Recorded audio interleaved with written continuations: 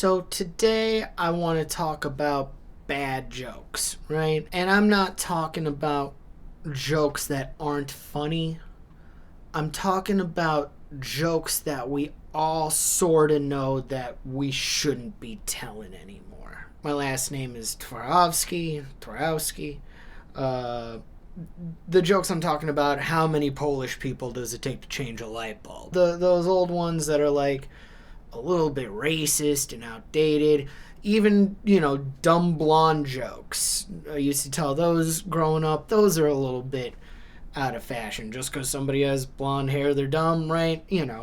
People don't really like those jokes anymore. And on the one hand, totally agree with it. You don't want to have other people feel bad just so you can tell a dumb little joke, right? That it's not worth it. On the other hand, as a comedian and as somebody who's literally studied humor, it's a little bit of a shame.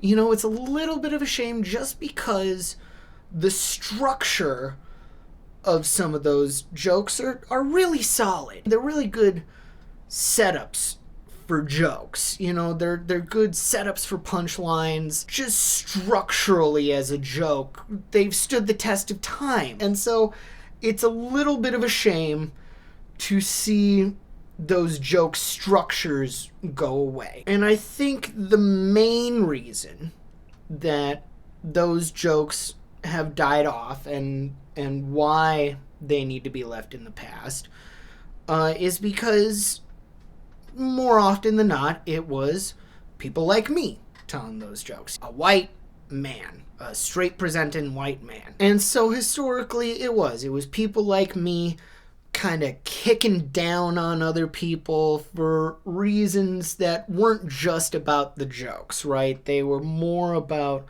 causing pain sometimes than they were about causing joy. And so because it was traditionally white men telling those jokes, there weren't really a lot of those sorts of jokes about white men.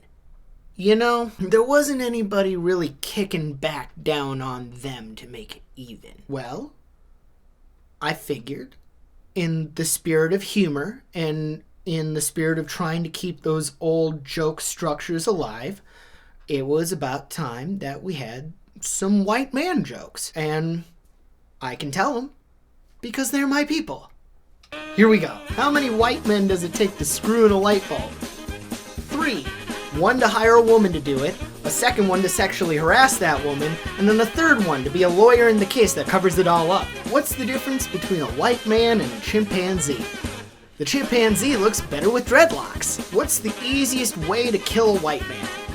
Sprinkle cayenne pepper on all of his food. He'll starve to death. What's black and white and blue all over?